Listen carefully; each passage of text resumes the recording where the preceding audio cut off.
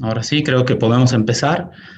Muy buenas tardes a todos ustedes que se han dado cita hoy para continuar con nuestro curso que hemos denominado Crisis, Energía e Impactos Ambientales, Fracking y Litio, salidas a la crisis económica en Bolivia. Hoy es miércoles 3 de febrero.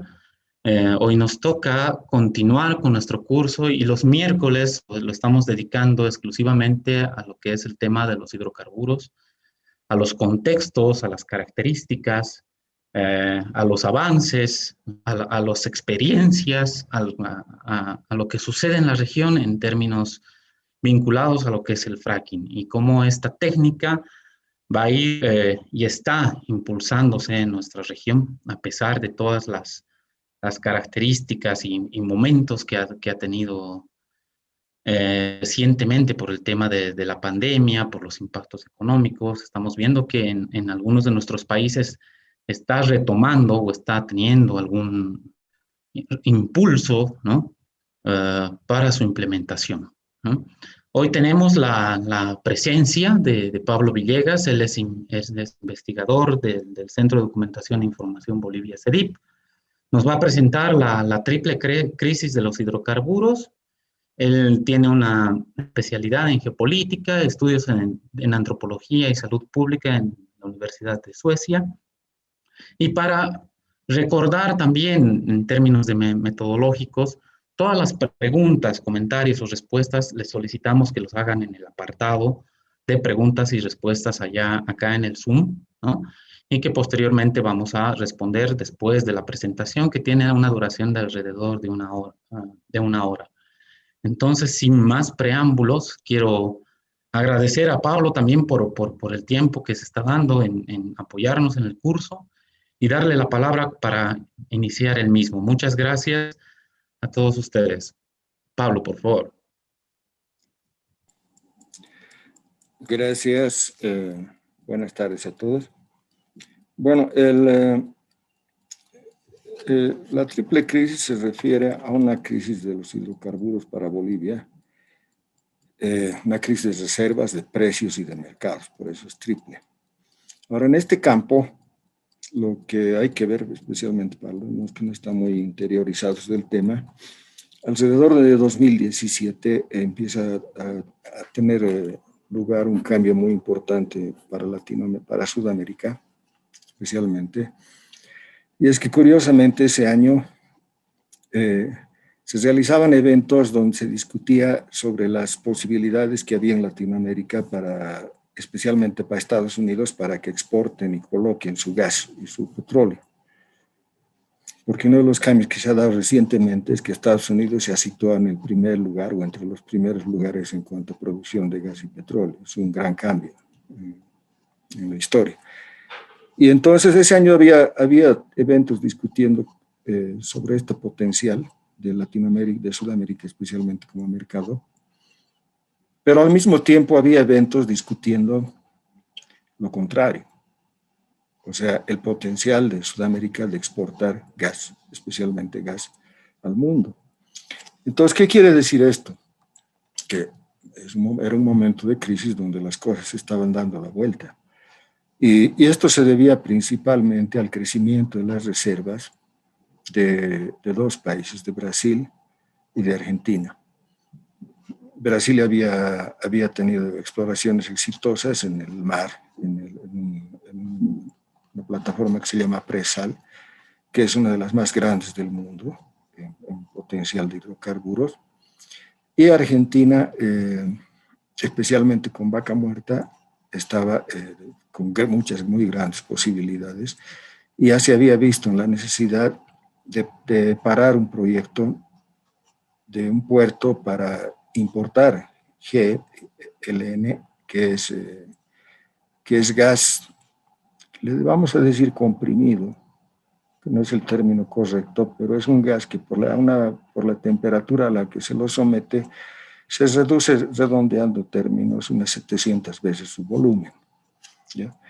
Entonces ellos estaban haciendo, por el agotamiento que habían sufrido sus reservas, estaban haciendo proyectos para instalar una regasificadora y recibir los envíos de gas a la Argentina.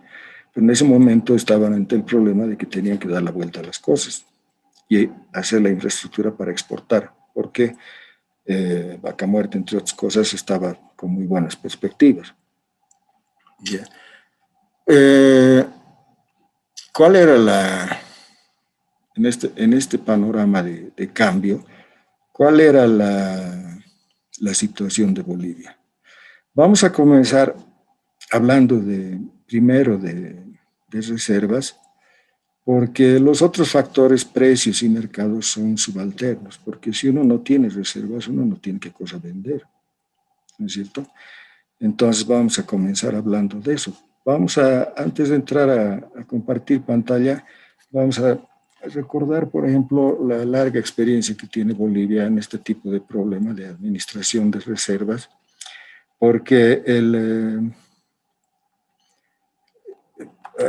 tal vez a muchos les va a parecer una locura, pero esto es realidad. Por ejemplo, el oleoducto Sica-Arica se construyó en la época del MNR, en los primeros años, que es justamente cuando YPFB había logrado abastecer por primera vez en su historia al país con combustibles.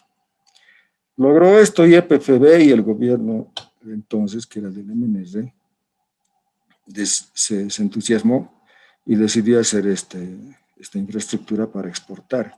A pesar que los ingenieros de la época le advirtieron que no se debía hacer eso porque las reservas no daban para sostener semejante cosa y evidentemente no dieron. Entonces, el hecho de que el país liquide reservas sin tomar en cuenta otros factores no es raro, y no es raro en Bolivia y no es raro en países especialmente que son dependientes de la exportación de materias primas. Entonces, parece ser una regla que venden todo hasta que se quedan sin nada, ¿no? Y entonces, por eso vamos a ver qué es lo que pasa con las reservas de gas en Bolivia y vamos a hacer una pequeña historia, que en realidad es más historia porque lo demás es bien sencillo. Les adelanto, no hay reservas, o sea, es muy poco lo que tenemos de reservas, los precios han caído y los mercados los estamos perdiendo. Entonces entramos con pantalla.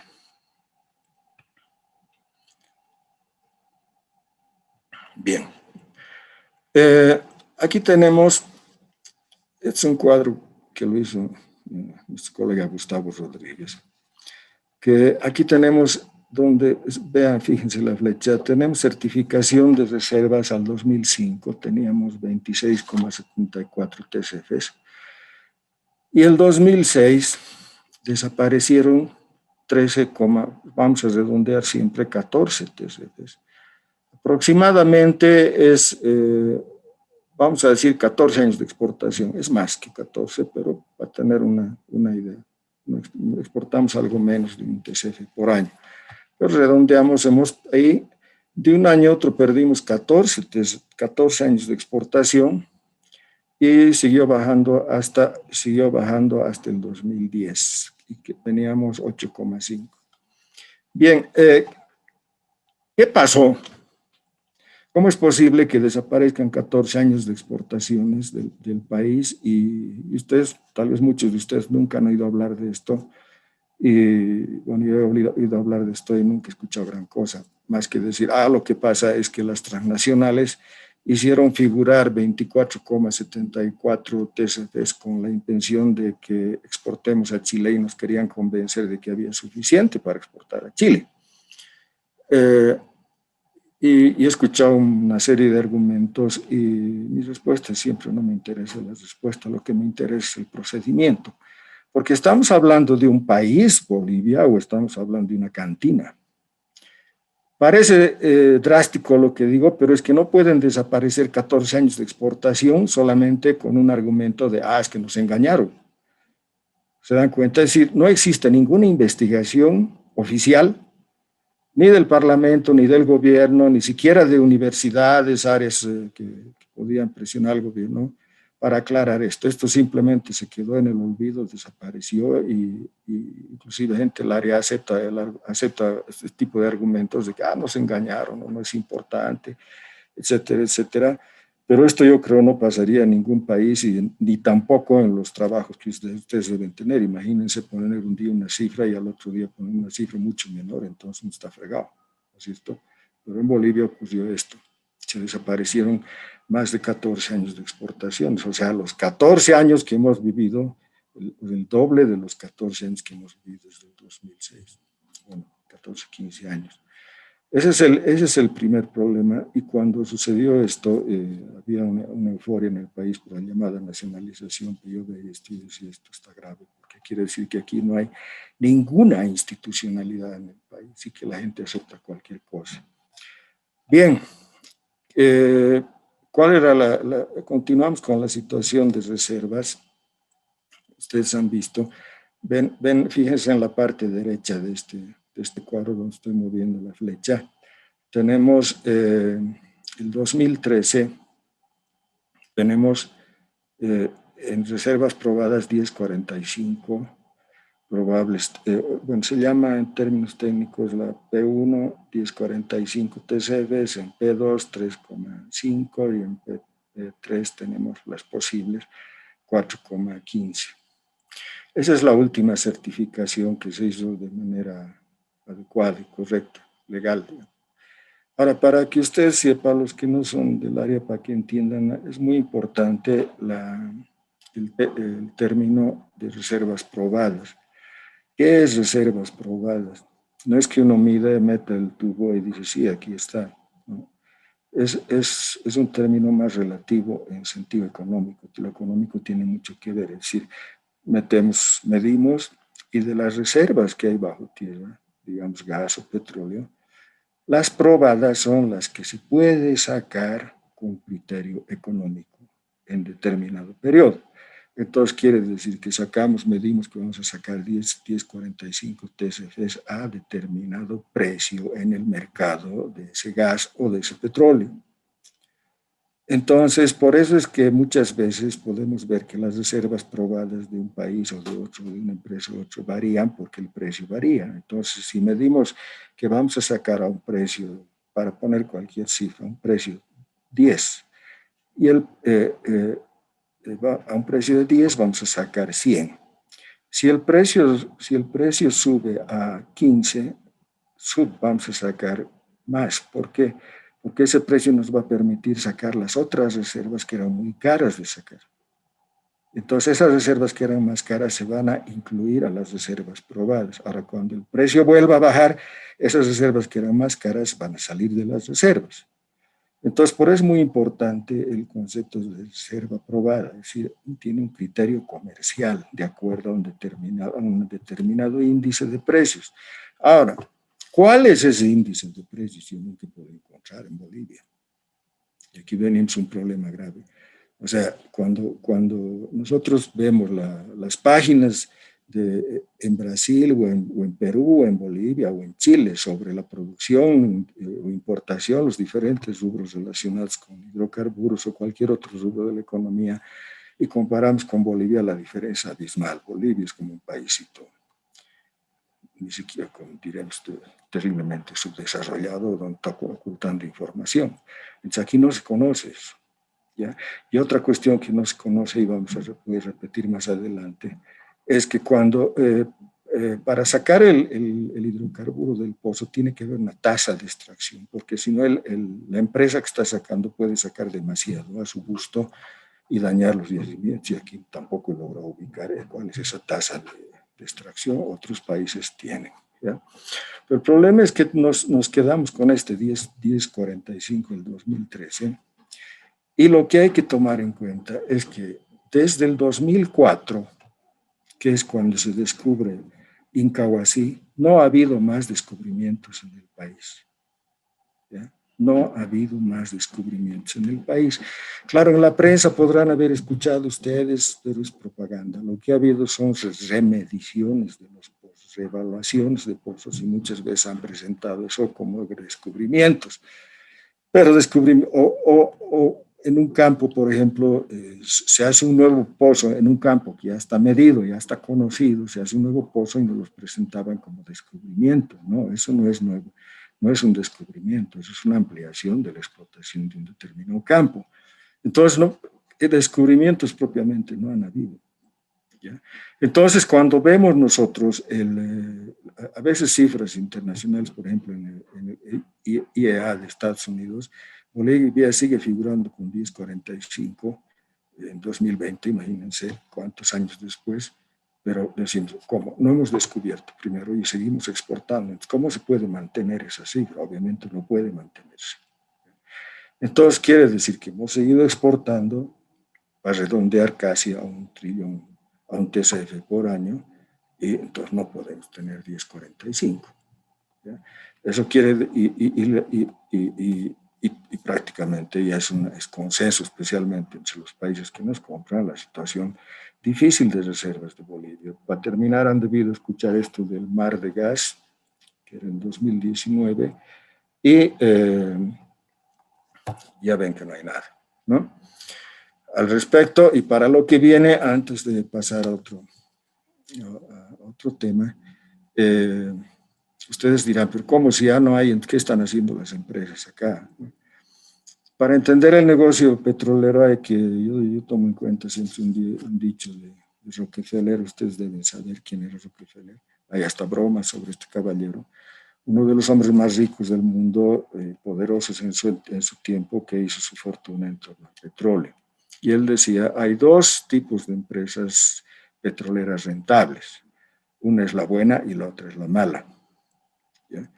Entonces, ¿por qué estoy citando esto? Es porque, ¿con qué me refiero a la empresa mala?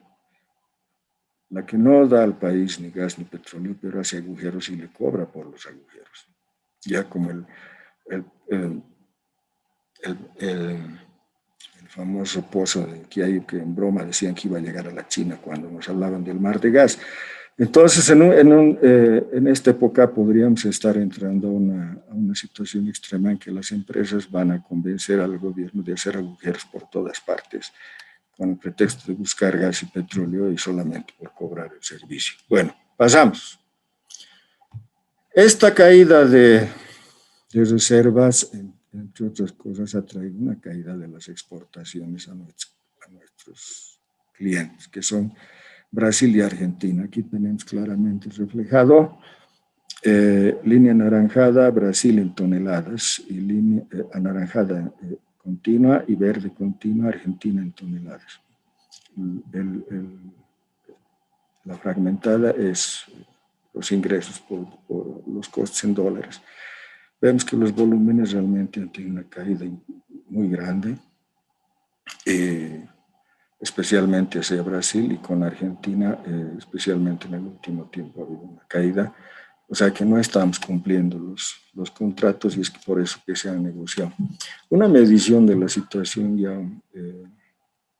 que hizo el senador Ortiz, que bueno, ustedes saben quién es, pero hizo recurriendo a un equipo de profesionales, es esta, donde mide, para saber cuál es la situación, tenemos la línea donde estoy moviendo el cursor de demanda interna que va ascendiendo, tenemos el pronóstico de producción que va cayendo, y tenemos la demanda total, que es tomando en cuenta lo que debíamos entregar, que va en ascenso hasta el 2026. Y entonces vemos que la parte roja es un déficit sujeto a pago de multas. Ya hemos tenido problemas en ese campo, pero aquí hay que aclarar una cuestión, la demanda interna. La demanda interna es forzada. Quiere decir que no demandamos más porque no nos permiten demandar más. La industria no demanda más porque no hay gas. Y ese problema traen desde hace años. No se han instalado los ductos adecuados hasta las industrias de las tierras altas, por ejemplo. Entonces eso impide que utilicen más gas y puedan aumentar su producción, por lo que de eso depende.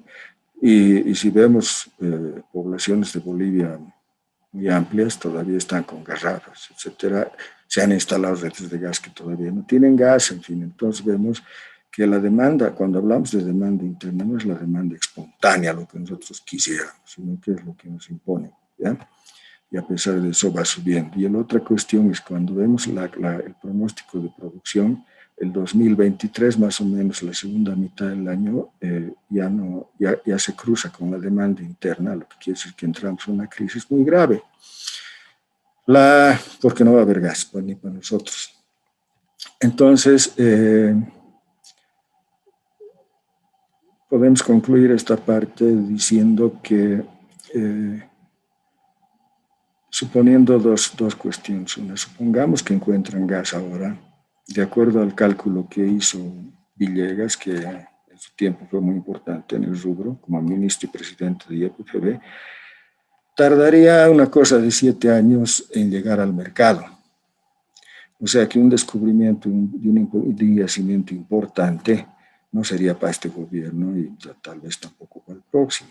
Si nos ajustamos a la práctica, a la experiencia, Incahuasi se descubrió en 2004 y ya pueden ver ustedes cuándo comenzó a funcionar, ¿no? Es decir, esos son los tiempos bolivianos, ¿ya? No estoy diciendo que no se encuentren, podrían encontrar, pero si lo encuentran, ahí es problema. Entonces, las perspectivas en este campo para Bolivia son muy difíciles. Y dije, el otro problema es que no haya gas ni para la demanda interna, y en ese caso, ¿qué es lo que vamos a hacer? Y de eso no hay cierta resistencia a hablar en los medios de comunicación. Tenemos todo un aparato nacional construido en torno al gas. Ustedes tienen cocinas de gas y cuando no haya gas no pueden cambiar o apretar un botón y pasarse electricidad. Entonces eso va a significar importaciones. Lo mismo que Argentina importa, Brasil importa, Chile importa, etc. El problema es que la situación económica del país es muy mala y el gas era uno de los en su tiempo la principal fuente de ingreso. En esa situación estamos. Entonces, si no hay reservas, los demás temas, ¿ya? Lo que se hace con los demás temas son, diremos, gambeteadas, tanto, ¿ya? Y vamos a entrar a eso. ¿Cómo va en la región con las reservas probadas de petróleo de los demás? Ya hemos hablado de las nuestras, ahora hablamos de los demás. Aquí tenemos todo Sudamérica y vemos que aquí hay dos gigantes en cuanto a reservas probadas, Venezuela y Brasil. ¿Ya? Pero estos dos no nos dejan ver las líneas siguientes, entonces vamos a sacarlos. Y cuando los sacamos, lo que vemos en cuestión de reservas probadas de petróleo, si nos vamos al extremo derecho del cuadro, donde está la leyenda, entonces vemos, primero está Argentina, después de los que hemos mostrado, ¿ya? De Brasil y Venezuela. Luego está Colombia, luego Ecuador y más abajo viene Perú y abajo viene Trinidad. No está Bolivia.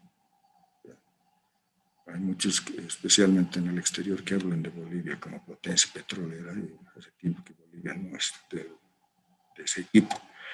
Si vemos las reservas probadas de gas, igual, todo Sudamérica, tenemos otra vez Venezuela y el potente, entonces lo sacamos y nos vamos a ir a la derecha para ganar tiempo al extremo derecho donde está la flecha. Entonces tenemos vamos a ver, el rojo es Bolivia, ahí está. Está penúltimo, luego viene Trinidad Tobago, que es un gran exportador de gas, luego viene Perú, en gas nos está ganando, y luego viene Argentina, y finalmente viene Brasil. Como les dije, Brasil con su presal está forrado. Esa es la situación de Bolivia en el contexto sudamericano. Con eso ya debía quedar claro que la situación es grave. Y si estos tienen esas, si además de que nuestras reservas están bajando y tenemos varios competidores, entre esos Perú, entonces las perspectivas son muy malas para nosotros en cuanto a mercado. Comparando, una comparación visual más objetiva, tenemos que en reservas probadas de gas al 2019 estamos con poco más de la mitad de lo que tiene Argentina. ¿Ya? Ahí tenemos Argentina, fíjense Brasil, está más, y ahí tenemos Perú, etc. Esa es la situación de Bolivia. El otro país que le está pasando mal es Colombia. Pero ellos tienen grandes reservas de carbón y aunque es antiecológico, etc., gran parte del mundo se sigue moviendo con carbón, lamentablemente, y se sigue teniendo precio. Bien, el otro tema son los precios. Y aquí, antes de entrar a los precios de los hidrocarburos, voy a entrar a otro tema de precios, porque los hidrocarburos, al fin de cuentas, son materia prima. Y las materias primas, desde el litio hasta los minerales, hasta la madera, el caucho, etc., tienen un comportamiento relativamente común en el mercado. Y nuestro país siempre ha dependido de materias primas y tenemos una gran experiencia, por lo que, y además una experiencia, no voy a decir en el sentido sentimental, sino numérico, estadístico, de más de 100 años registrados en precios de minerales. Aquí tenemos desde 1900 los precios es un índice de minerales. Y aquí vemos cómo va variando, después voy a mostrar la parte de nuestro siglo. Aquí vemos cómo va variando la línea y tiene sus bajas, ¿no?, que están con rojo, después vamos a ver qué es.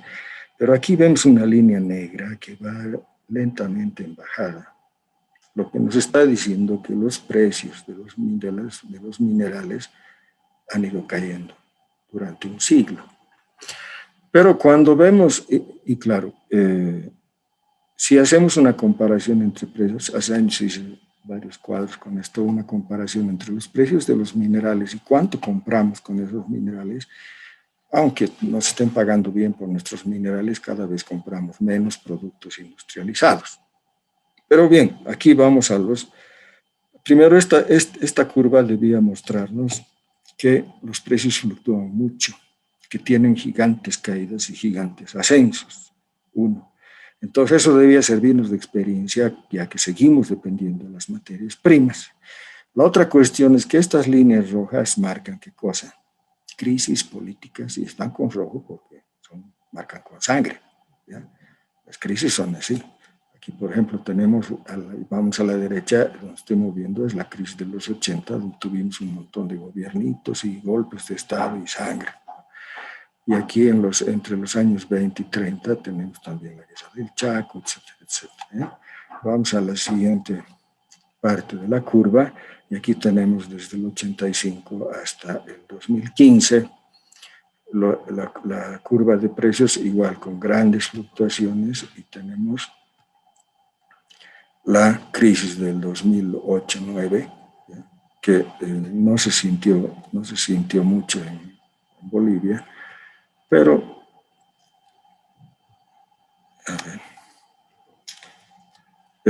y tenemos la que estamos viviendo, que se inició en 2014, aunque los precios vinieron cayendo ya desde antes.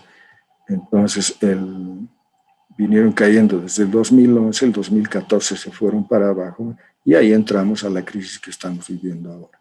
Aquí tenemos los precios del petróleo, desde 1960 hasta la actualidad, y aunque aquí tenemos unas alzas históricas, aquí fíjense el precio del barril de petróleo pasó los $120 por barril, pero estas caídas, que son las que estamos viviendo, son grandes crisis especialmente para los países exportadores.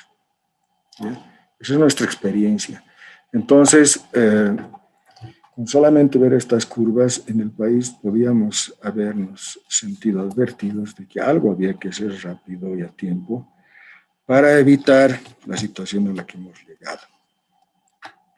Bien, aquí tenemos los precios del gas natural. Fíjense, ¿en cuánto está el precio internacional del gas natural? Está en casi $3, el millón de BTUs. ¿Ya? ¿Y a cuánto está vendiendo Bolivia? Está mucho más que eso. Entonces, eso vamos a ver después. Podemos estar felices de que estamos vendiendo eso, pero cuando estamos negociando con gigantes, vecinos gigantes, es peligroso. ¿Ya? Y en Argentina, debido al acuerdo reciente que han hecho, por ejemplo, el ingeniero Peña, que es un personaje histórico de Argentina muy influyente en política petrolera, ha dicho, ¿por qué vamos a pagar tanto a Bolivia si no está cobrando el precio del GNL importado? ¿Ya? El acuerdo es que vamos a pagar el precio Henry Hub, vamos a pagar más 2,5 dólares, entonces les sale casi lo que les cuesta importar el gas desde Qatar o Estados Unidos. Esa es la situación.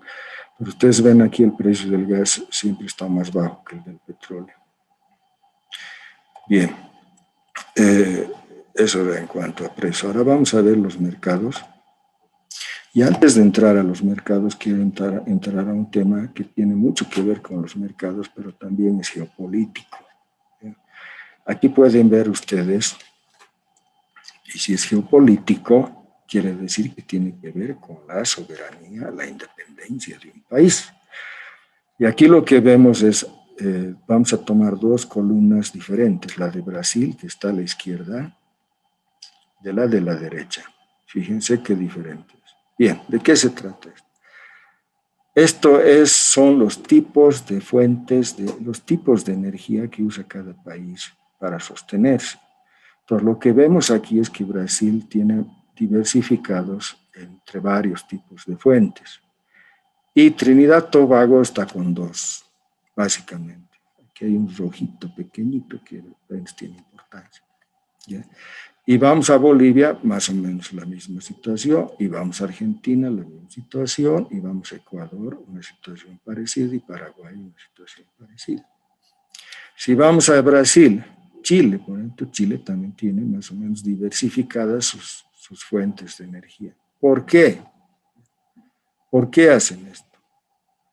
Es porque, imagínense, el país que depende de solo una o dos fuentes de energía, es muy dependiente de accidentes, de crisis económica, o en un enfrentamiento bélico también es muy fácil de destruir, porque solo tiene una fuente de energía. ¿Ya?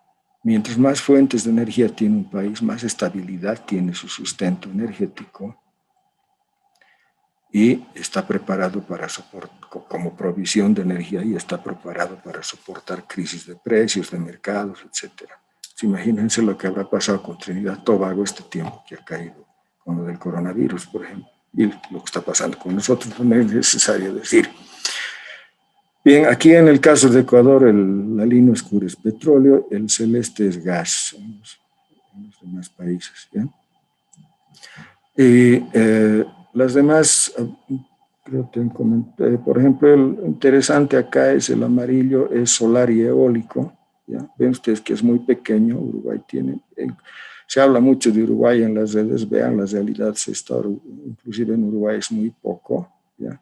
Bolivia, hoy día yo estuve en un evento donde hablaban de que Bolivia estaba en una transición energética. Aquí no hay transición, esa es la energía solar, apenas alcanza para la raya. Biocombustibles y otros restos sí, no tenemos, ¿no? Y por si acaso no es muy diferente la situación en los países avanzados. En gran parte del mundo los hidrocarburos, o sea, gas, petróleo y carbón, siguen siendo arriba del 80% de las fuentes, ¿no? Entonces acá tenemos Brasil.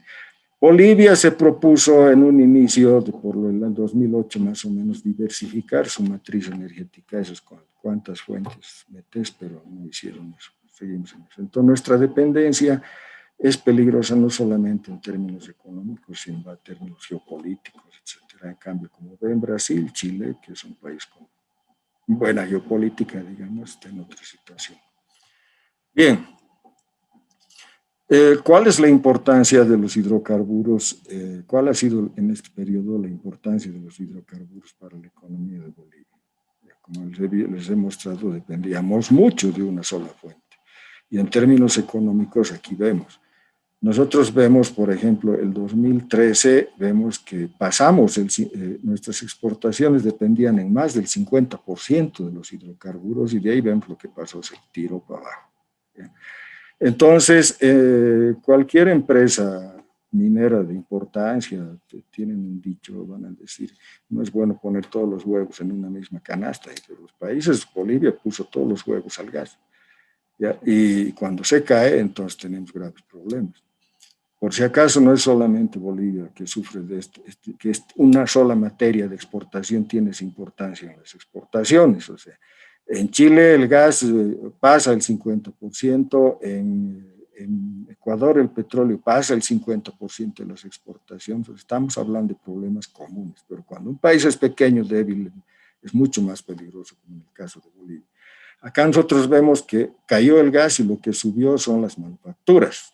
¿Qué son las manufacturas? Son productos industriales normalmente, pero entonces podríamos decir, bueno, ya tenemos industria, ¿no, señor? Cuando vemos en qué constan nuestras manufacturas, en las estadísticas es básicamente minerales. ¿Ya? Eso. Entonces, no tenemos prácticamente, no podemos decir que tenemos un sector industrial. ¿Ya? Entonces, esa es nuestra terrible dependencia de, está en porcentaje, por si acaso. Bueno, las últimas noticias, como usted se sacaba aquí de una noticia de prensa, dice, entre enero y noviembre del 2020, el país percibió 1.860 millones de dólares por la exportación de 8.286 millones de kilos de hidrocarburos. El valor es 29% menor que el que se registró en el 2019. Entonces tenemos por ahí que para que no quede duda de que estamos cayendo. Bien, cuando hablamos de mercado, hace años, como les dije, el mundo cambió y Estados Unidos se pasó a los primeros lugares en producción de gas y de petróleo. Y el problema para Estados Unidos era, y para las empresas que trabajaban allá, que querían exportar, pero para que vean ustedes, las leyes de Estados Unidos lo impedían. Estaba prohibido exportar hidrocarburos por una cuestión de seguridad nacional.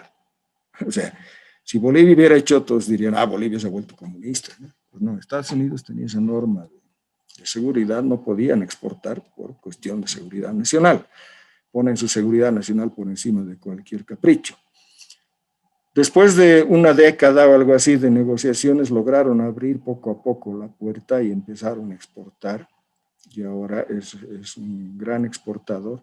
Pero uno de los problemas en inicios de la exportación, como les dije, en estos barcos donde se reducen el volumen del gas, que se llama GNL, lo reducen unas 700 veces, uno de los problemas era el costo.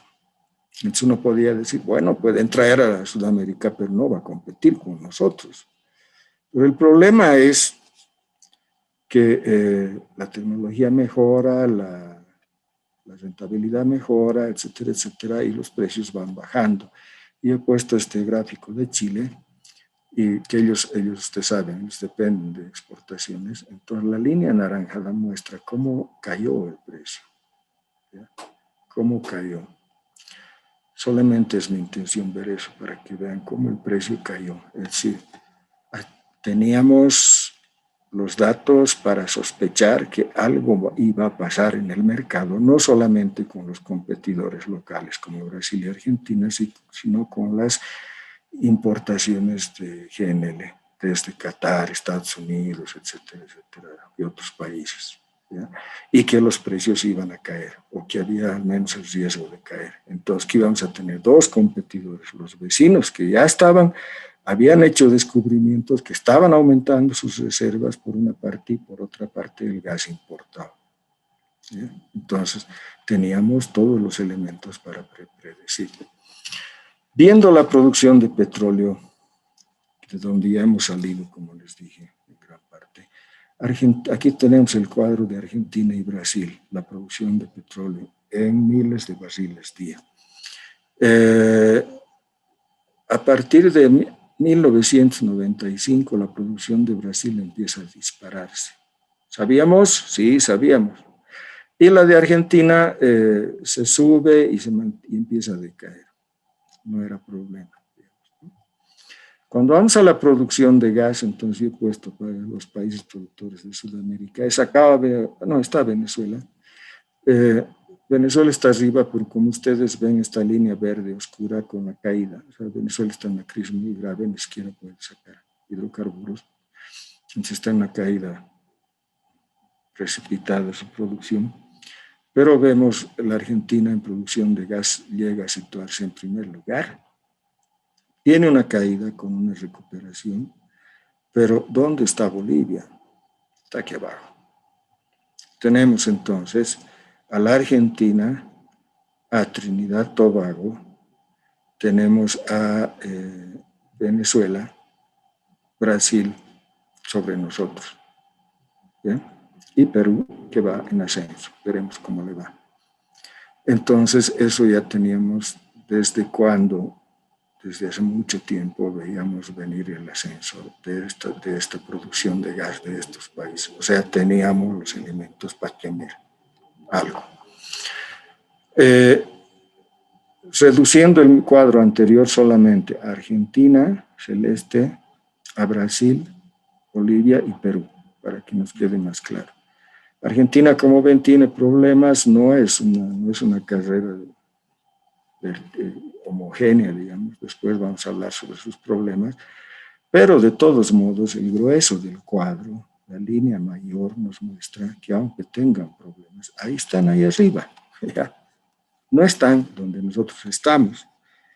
Entonces, pasamos y llegamos al consumo de gas natural en Argentina y en Brasil, que viene el otro elemento. Es el consumo de Argentina, y aquí abajo en la celeste segmentada tenemos lo que importan en barco. ¿Ya? Entonces vemos que desde 2009 comenzó la importación, aquí empezó a bajar porque tenían gas, ¿ya?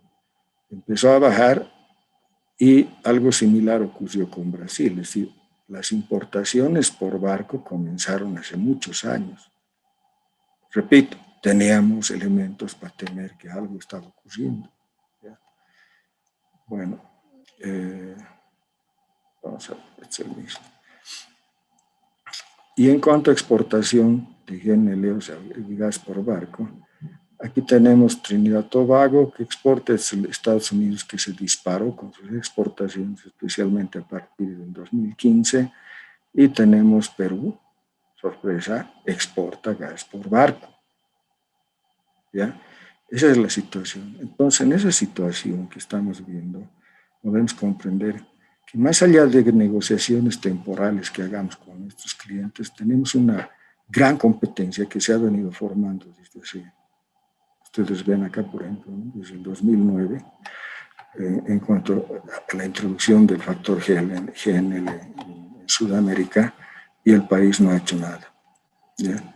Entonces, hemos llegado a una situación en que nuestras reservas están cayendo o sea, se nos acaban las reservas, los precios se cayeron y los mercados los estamos perdiendo. Entonces, con eso concluyó la exposición y dejo la palabra. No sé si cumplí con el tiempo, estimado Jorge. Gracias, Pablo. Te ha faltado un poquito, pero bueno, también está muy bien la idea de sintetizar, sobre todo una problemática muy compleja, muy complicada en la región, en el país, y cómo se están dando estas reconfiguraciones en torno a los hidrocarburos y estos contextos. Están generando, obviamente, la implementación de ciertas políticas que están generando también, y sobre todo en Bolivia, ¿no? Una situación que en el último par de años ha puesto a temblar a toda la estructura del sector hidrocarburífero, ¿no? A partir de la firma de la octava adenda con Brasil, que en menos de un mes ha sido modificada o no incumplida, si vale la palabra ahí, y los nuevos acuerdos bastante cortos y temporales que están firmándose ahora, ¿no? Recientemente nuevamente con Brasil, la negociación de la última adenda con Argentina. Entonces, en este contexto es que está moviéndose Bolivia. Y es en este contexto en el que se están implementando, se está hablando también de temas de energéticos y tú lo mencionabas muy bien, la cuestión de la transición, que ahorita es un tema muy, muy duro de tocar acá en Bolivia, ¿no? El tema de dónde son las fuentes y de dónde vienen las fuentes. Tengo cinco preguntitas, Pablo. Tal vez lo podemos Ya. partir en un grupo de dos. Te voy a pasar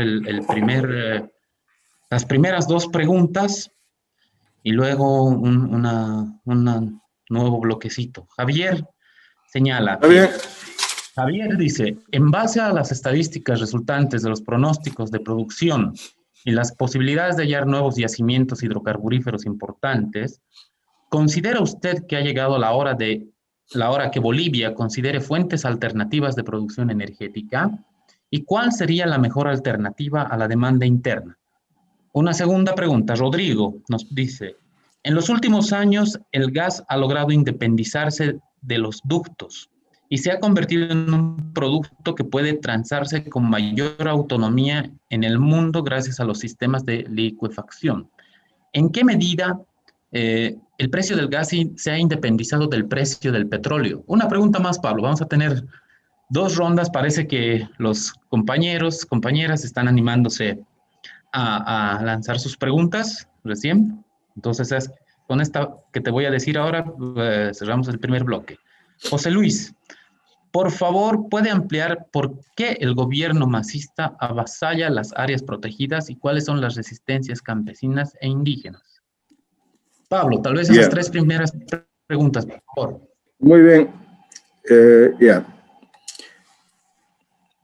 La hora de que Bolivia considere fuentes alternativas ha llegado hace mucho tiempo, ¿no?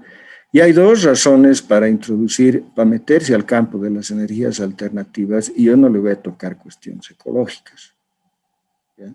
Sino me voy a ir a otros dos temas.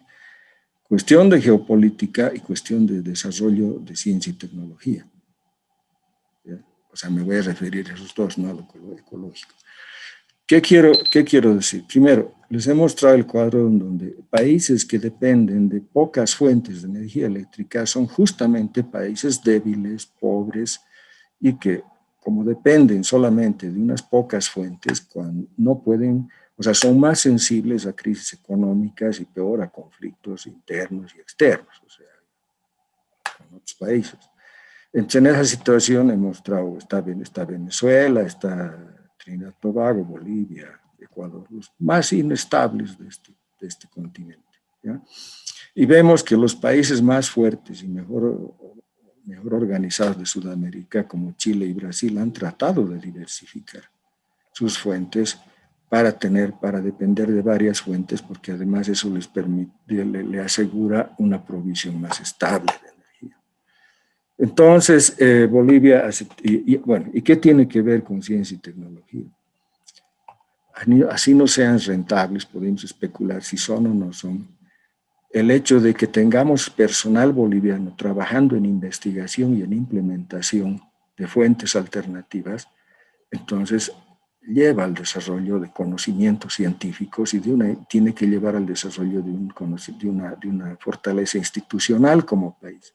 Cuando no tenemos eso y solo lo que hacemos es exportar el gas y ya no petróleo, solamente exportamos, ¿qué conocimiento, qué ciencia necesitamos?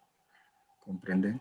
Entonces, por algo es que en este mundo, donde hay una lucha tecnológica muy grande, geopolítica en este momento, ustedes saben, entre China y Estados Unidos principalmente, nosotros vemos que la China tiene aproximadamente el 30% de la capacidad instalada para energía solar y para energía eólica en el mundo. Y no hay más grande que eso. Los otros van por el 15%, etc.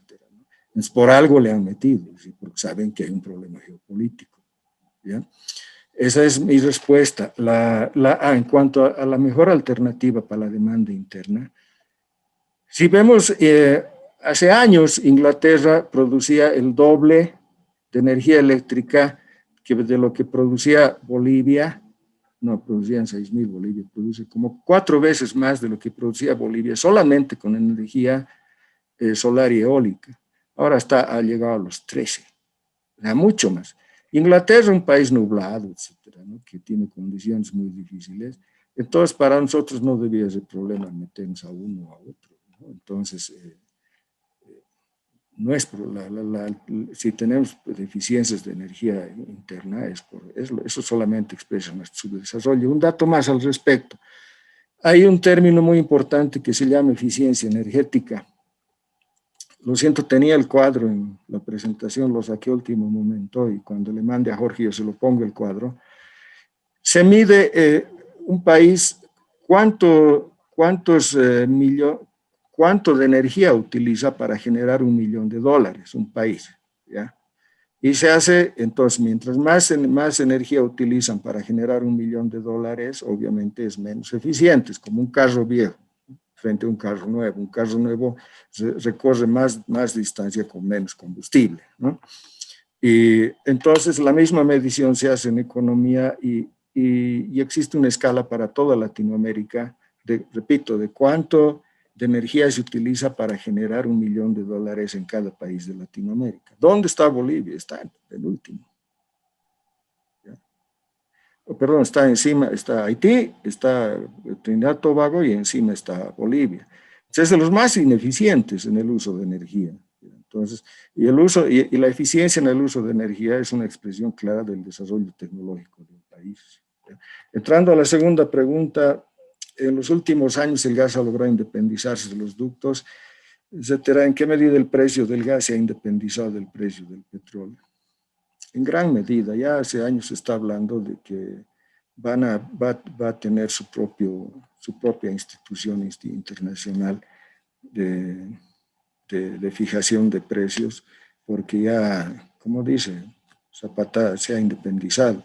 Como vemos, les he mostrado, el precio del gas está abajo de $3 el millón de BTUs y hace tiempo que ya va deslindado del precio del petróleo.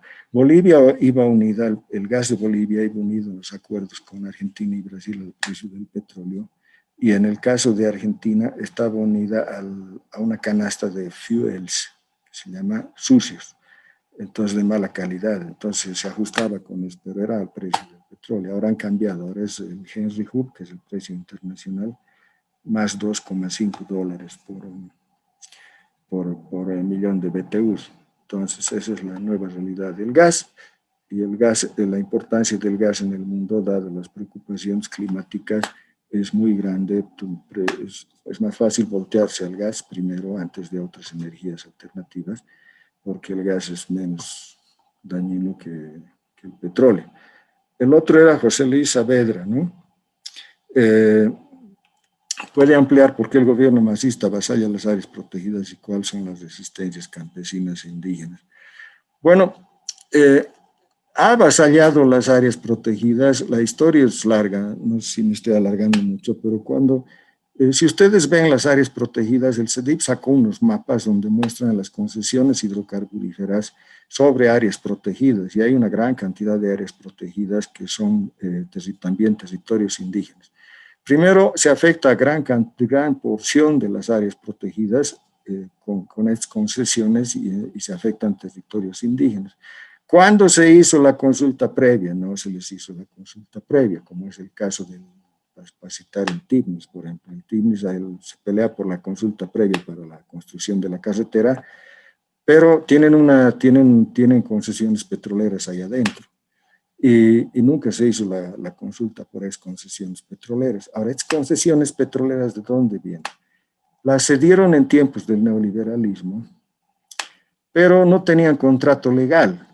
Entonces, cuando se hizo la nacionalización, se legalizó estos, se legalizó. Si ustedes ven un mapa y ven a partir de qué fecha son estas concesiones, son a partir del periodo del MAS. Entonces, ¿cómo legalizaron estas concesiones? Si no cumplían con los requisitos y habían estado varios años en el país explotando gas sin tener contratos, ¿se dan cuenta? Entonces, esa es la situación que se da en las áreas protegidas. Ahora, se ha avasallado, se ha tratado de hacer exploraciones en áreas protegidas, se ha puesto mucho peso en áreas protegidas, como si eso fuera el único lugar del país donde se puede hacer, o sea, podían haberlo hecho en otra parte. En Ecuador, por ejemplo, hay un territorio indígena que es Siona, y han hecho los trabajos afuera de la línea, o sea, han sido más, no quiere decir que usted de acuerdo, pero han sido más inteligentes, ¿no? Aquí siempre era entrar a las áreas protegidas. ¿Por qué querían entrar? Posiblemente la razón es que lo que querían era quebrar la protección de las áreas protegidas para llenarles de actividades de todo tipo, como refleja claramente la historia del Tignis o de Tarequía, para que no quede qué cosa proteger y detrás venga todo el saqueo de madera, etcétera, etcétera. Resistencias campesinas indígenas son más que todo indígenas, porque a los campesinos se los han, al menos en gran parte, les han convencido que su futuro y su salvación está en saquear las áreas protegidas. Eso sería. Gracias. George.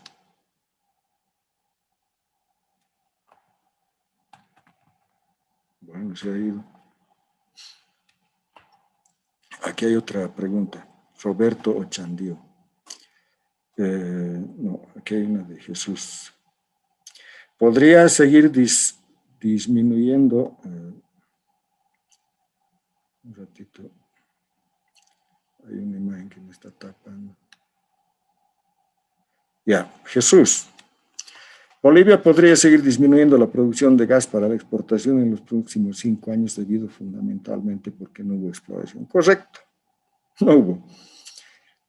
Yo he publicado un artículo que trata sobre este tema, en donde yo muestro cómo mientras la curva de exportaciones y de ingresos ascendía, todo lo demás era discurso.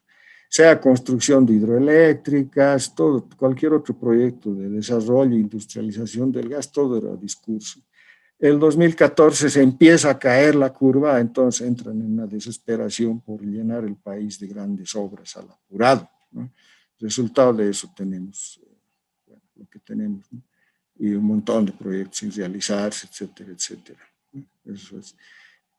Pero no hubo exploración, y como no hubo exploración, se aprobó una ley para incentivar a las empresas que exploren. Fue una especie de copia de la ley que hay en Argentina. Y en palabras del entonces vicepresidente, según esa ley, a las empresas, para estimularles a que exploten, se les iba a pagar en sentido inverso al costo internacional. O sea que cuando afuera estaba más, aquí les íbamos a pagar menos, y aquí cuando afuera esté menos, aquí les íbamos a pagar más. Entonces la cuestión es, imagínense ustedes, si afuera está más, ¿por qué les vamos a pagar menos? ¿No sería mejor importar? Esa era la irracionalidad de esta ley, y es la irracionalidad que le ha costado a la Argentina grandes pérdidas económicas, ¿no?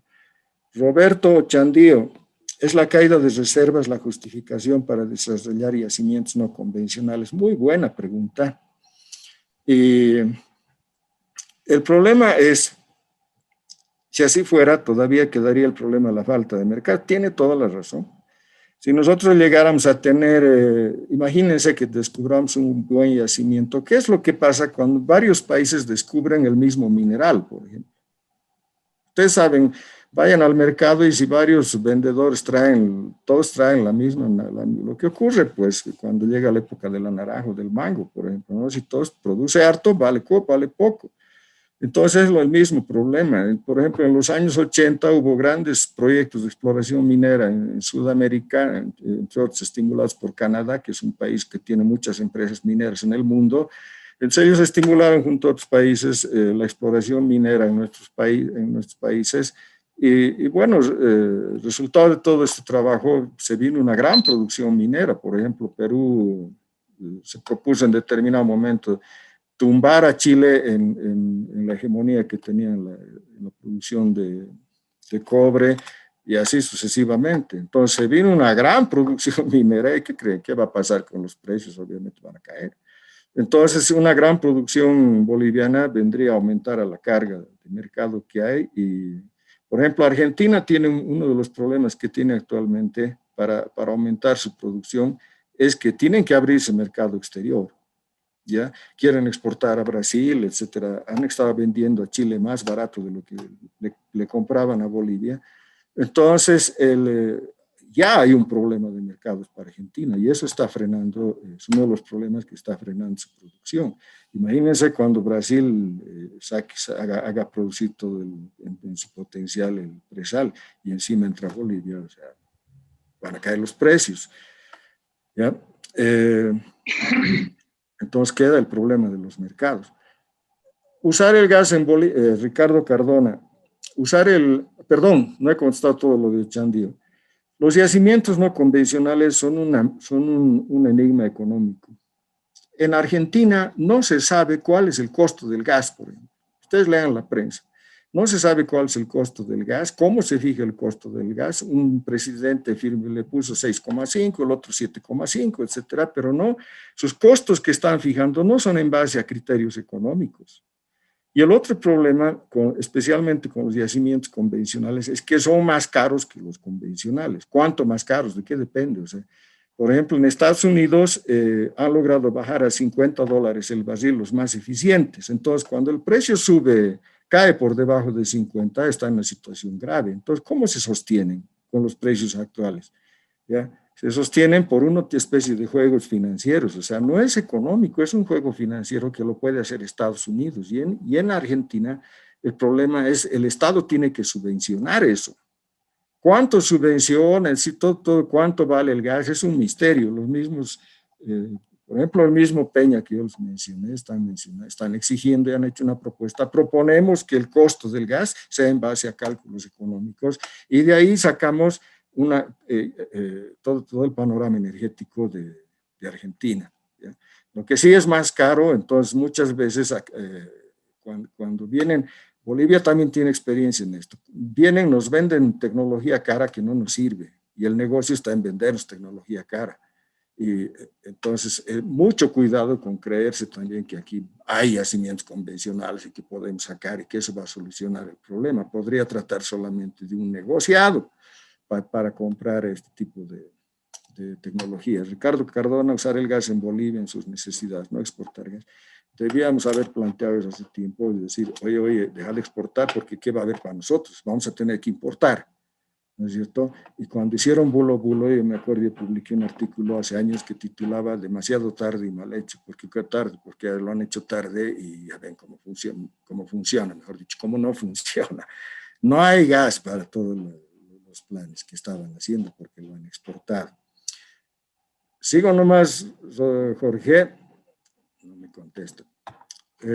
Sigue nomás, Pablo, yo tengo un par de problemas acá con la conexión, te rogaría si Listo, puedes seguir. ya.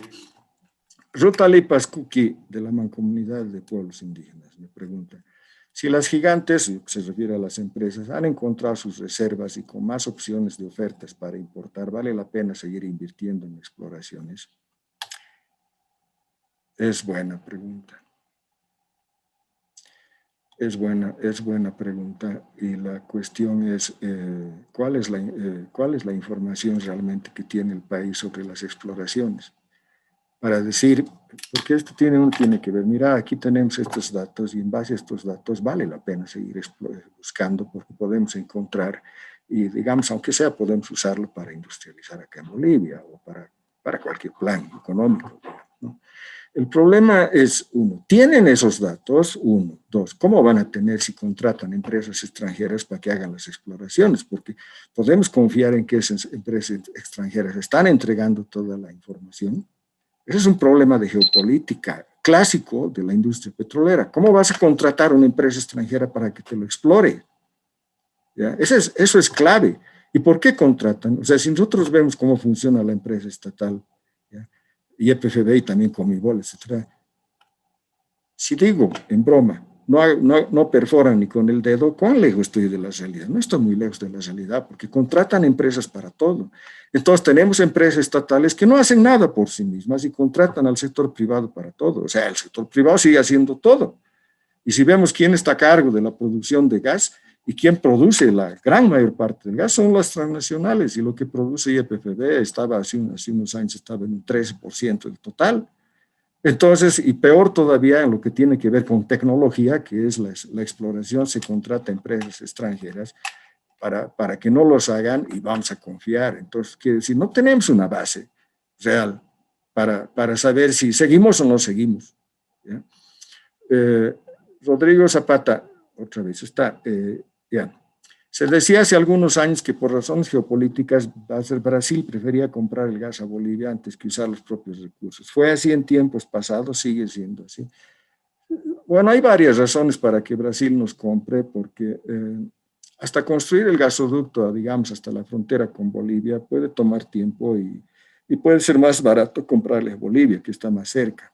Eso hacen varios países. Estados Unidos, por ejemplo, a pesar que tiene una gran producción, para ciertas zonas importa porque le sale más barato en vez de construir la infraestructura, etcétera, ¿no? Entonces, pues, es una razón meramente económica.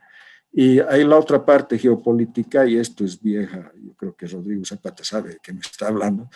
Esto es vieja escuela clásica de geopolítica, ¿no? O sea, Estados Unidos, después de la Segunda Guerra Mundial, por ejemplo, eh, agotó gran parte de sus yacimientos, de los minerales que se necesitaba para la época, y se vio en apuros, ¿no? Porque invirtió todos en la guerra. Entonces se vio en apuros y por eso es que se vio obligado a tener una política geopolítica, una geopolítica especial para garantizar el flujo de materias primas, especialmente minerales de otros países hacia Estados Unidos.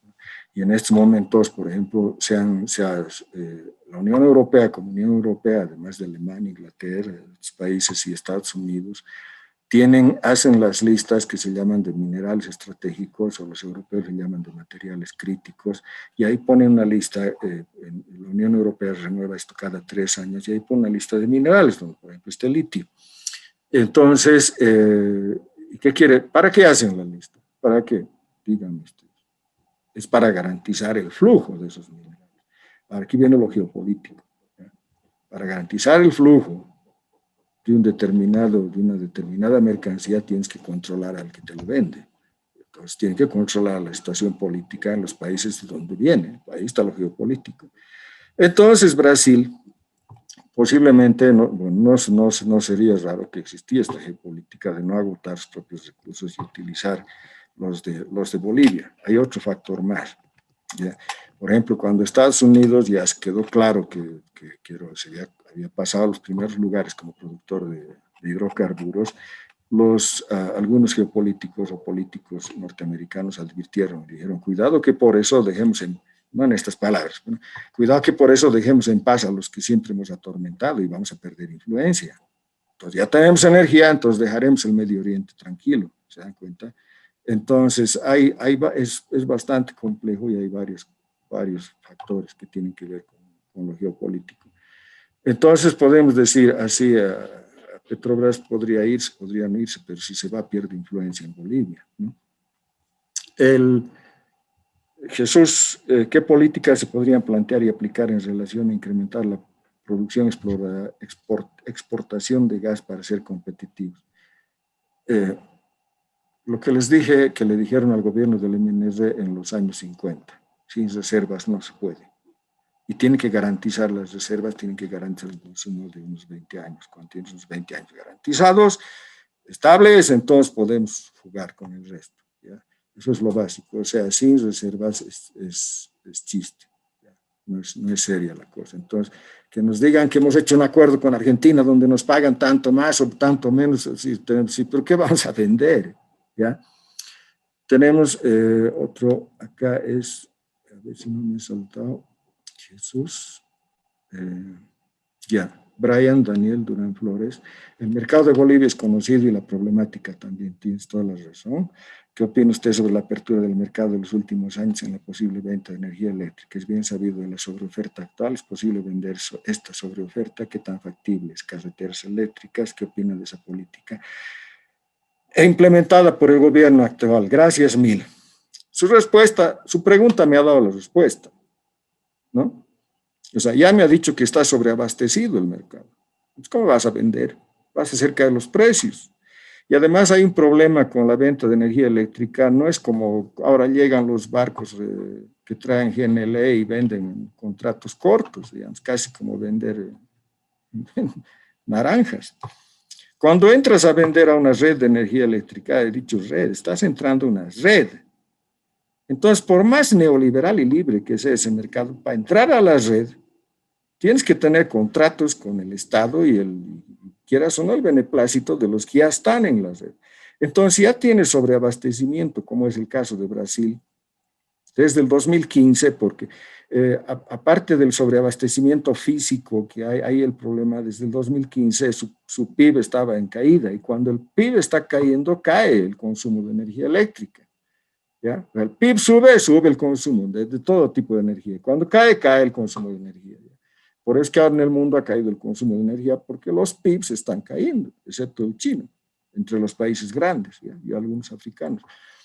Entonces, si vas a un lugar donde ya está sobreabastecido y barato y quieres entrar, entonces, en términos populares, te van a charquear, pues, te van a dejar entrar regalando, vas a hacer caer el precio.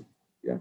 Entonces, para llevar a Brasil tendríamos que habernos preguntado, primero debíamos haber hablado con ellos, segundo debíamos haber hecho una previsión de su economía y decir, a ver qué posibilidades hay de que este país se recupere, porque yo he estado en Brasil hace unos años, por ejemplo, hablando sobre la cuestión de las represas de Jirau y Santo Antonio con investigadores de la Universidad de Portobelo y ellos mismos me decían, está sobreabastecida con estas represas y no podemos vender a Bolivia porque Bolivia es muy chico y el centro de alto consumo, La Paz, está muy lejos. O sea, ellos ya tienen el problema, ya estaban mirando a Bolivia. Y nosotros vamos a querer ir a Brasil a vender, o sea, vamos a ir a regalarles. No vamos a entrar en otras condiciones, o sea, no es económicamente posible. Entonces, ¿cuál es? He escrito, como les dije, un artículo sobre este tema de hidroeléctricas y la cuestión energética que la pueden bajar de la página del CEDIV y ahí hago el análisis y lo que digo, entonces, si no hay mercado, ¿cómo es que quieren meterle, según Evo Morales, era 25.000 millones de dólares hasta 30.000 millones de dólares hasta 2025, pero en cálculos reales sí va a ser mucho más. ¿Cómo vas a meter tanto dinero a algo que no vas a poder acomodar? Entonces, haciendo el análisis que hago ahí, yo les pido por cuestión de tiempo que vayan al artículo, van a ver que el negocio no era vender energía eléctrica, eso ya nadie cree en esta época. ¿Ya? El negocio es la construcción, es el que construye la represa, porque una represa cuesta 10.000 millones de dólares, por ahí se lleva la plata, pero además el que se lleva, hace el primer negocio, el que presta la plata. El prestamista es el que se va a forrar con la plata. Es el país que se queda con la deuda, con la represa, etcétera, etcétera, es el que está fregado. Como es el caso de Paraguay con la represa de Itaipú. Entonces el negocio no es vender energía eléctrica, sino es la construcción de la represa y el préstamo. Isolda, buenas tardes. Manuel Julio Barrientos Lima me pregunta, a ver, se tiene en Bolivia una política nacional de reservas estratégicas de gas precautelando el futuro del consumo interno del país. A ver, pueden decirnos que sí y pueden decirnos que no. Lo mejor es ver las cifras y he mostrado las cifras. Se desaparecen 14 años de exportaciones, ninguna investigación, ningún certificado oficial de decir no pasó nada, en fin, y hemos visto que han exportado todo. Lo han exportado, lo han vendido, ¿ya? Y no se han preocupado en el futuro. Y cuando se empieza a caer, recién se desesperan. Entonces, los números, más allá de lo que ellos digan, los números son claros. Y los números dicen, aquí no había ninguna estrategia, como no ha habido en otras épocas. Isolda, ¿se tiene conocimiento de alguna política que el actual gobierno esté implementando para desarrollar energías alternativas? No. Otra vez, en el artículo que he expuesto, del que les he hablado, que es sobre hidroeléctricas, pero ahí está el problema energético, y ahí muestro con cuadros, cifras, que hablar de energías alternativas era pura propaganda, o sea, no sabían ni de qué esto, era irracional todo lo que hablaban, entonces no tienen ninguna. Si se ha hecho algo en el país, yo supongo que es por algún funcionario sacrificado que se ha rajado para que pongan un molino por aquí o por allá. Y Bolivia tiene grandes condiciones, más allá de si es económico o no es económico. ¿ya? Entonces no hay nada. Ricardo Cardona, hidroelectricidad es lo mejor en plantas de 500 megavatios, poco a poco como tarea de ENDE, además de empresas privadas, institución de usuarios, edificios y granjas, usar electricidad en transporte eléctrico, GNBC. Sí, yo creo que hidroelectricidad es muy buena, pero no creo en mega hidroeléctricas. O sea, eso ya dije, es un negocio económico. En lo que yo creo es en lo que Bolivia tiene un potencial y además es conocida por su eficiencia. Eso es conocida por su eficiencia en hidroeléctricas de altura. Porque tenemos grandes alturas, entonces podemos generar, para decirlo en términos populares, mucha energía con poca agua en vez de inundar grandes extensiones en el oriente. Entonces, ese tipo, sí, pero hay que recuperar, y aquí hay una cosa, ENDE debía recuperar las hidroeléctricas que como efecto de la desnacionalización de la minería pasaron al sector privado y siguen en el sector privado. ¿Por qué no vuelven a Comibol? ¿Ya? Entonces, habría que recuperar esas, repararlas, etcétera, y además ampliar esas redes hidroeléctricas de altura. Entonces tendríamos, para un país que consume tan poco, sería muy bueno. Y Solda, una segunda consulta. ¿Conoce algún programa del gobierno que esté efectuando investigación y desarrollo para desarrollo eléctrico? Gracias. Yo creo que no. Lo único que puede, o sea, puede haber algo, pero aquí tenemos que hablar de cosas grandes y serias. ¿Ya?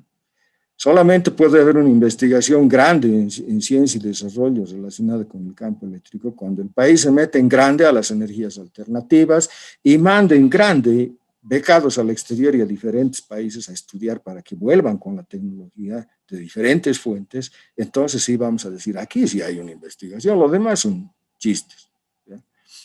Gisela Rodríguez, ¿podría explicar un poco más sobre esos 14 años de exportación que desaparecieron? Si no fueron las transnacionales, entonces, ¿cuáles serían? Bueno, les dije, desaparecieron 14 años y había varias explicaciones, todas con una sonrisa las explicaciones. Es que una de ellas era que las transnacionales aumentaron las cifras para hacer creer a Bolivia de que teníamos harto gas y que no había problema en exportar a Chile, ¿ya?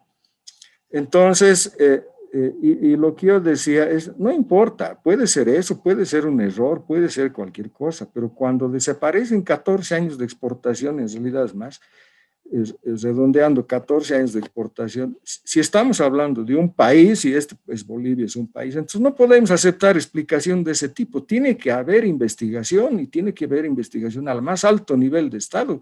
¿Pero cómo puede desaparecer así? Cambiar una cifra de un año a otro, ¿se dan cuenta? Eso no puede ser.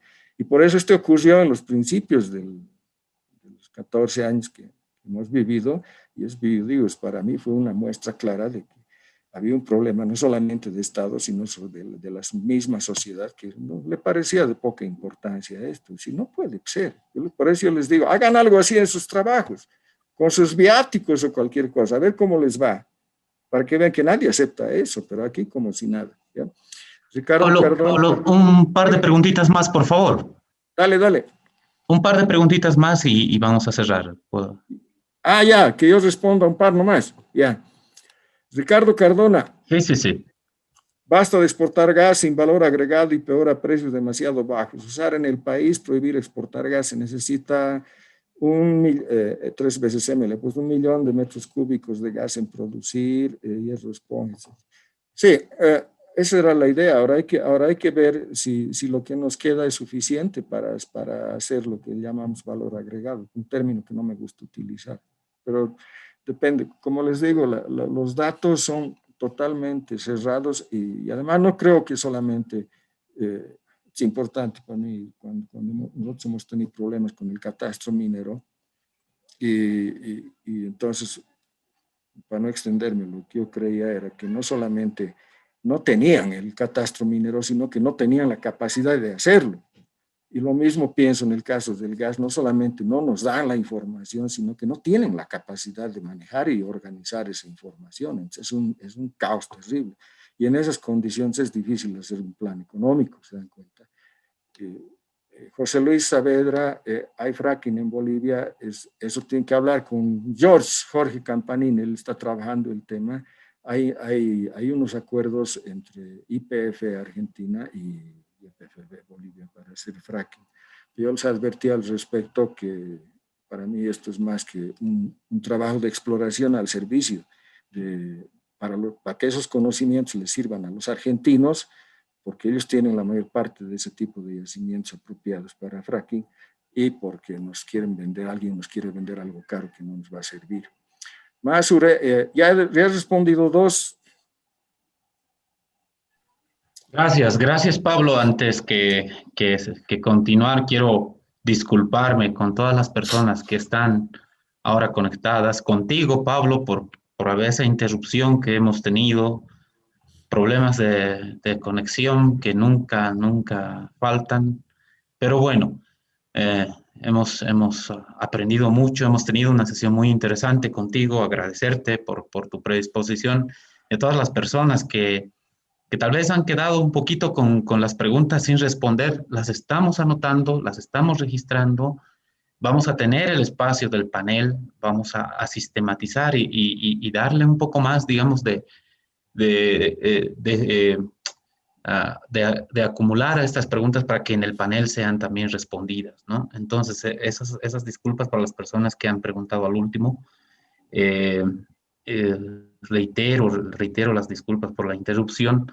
Anunciarles que la siguiente semana tenemos también nuestras 2 sesiones de lunes y miércoles. Lunes nos acompaña Gonzalo Mondaca. Vamos a tratar de desmenuzar un poco más el tema de los recursos hídricos en el Salar de Uyuni respecto al litio. Vamos a tratar de ver dentro de los estudios de evaluación de impacto ambiental de los proyectos de industrialización del salar, con qué datos se cuentan, qué proyecciones existen, y bueno, eso vamos a tener respecto al litio el día lunes. El miércoles yo voy a acompañarles en la sesión, y es justamente lo que hemos estado discutiendo en los últimos minutos con Pablo, el tema de los no convencionales. ¿Qué está sucediendo en el país? ¿Qué ha sucedido en el país? ¿Dónde piensa suceder el tema del fracking? ¿Hasta dónde han avanzado las gestiones? ¿Qué empresas están queriendo impulsar? ¿Qué intereses están detrás? Entonces tenemos otra semana de curso y los invitamos a todos ustedes a que bueno, vamos a seguir con la misma metodología, con la logística que hemos estado llevando hasta ahora, y que bueno, estamos ya entrando a la mitad de nuestro curso y muchas gracias por su presencia. Ya saben que hasta el viernes vamos a hacerles llegar las presentaciones tanto de Sergio, que el día lunes nos ha dado una clase bastante profunda en términos de la geoquímica y los riesgos ambientales en los salares, y ahora Pablo, que nos ha dado un panorama bastante amplio respecto a la crisis en términos de hidrocarburos. Entonces, agradecer nuevamente su presencia virtual y los esperamos el lunes otra vez con nuestros cursos. Muchas gracias Pablo, que tengan buena noche. Buenas noches. Sí, yo voy a estar de vuelta con la geopolítica del litio, no recuerdo bien la fecha, y ahí seguimos hablando. Pablo, gracias. Gracias. Litio, para que podamos entender, podamos tener un poco más completa en torno a estos 2 temas, ¿no? Y en este caso concreto al tema del litio con el apoyo de Pablo. Muchas gracias. Hasta luego a todos, un gusto. Hasta luego, buenas noches. Gracias.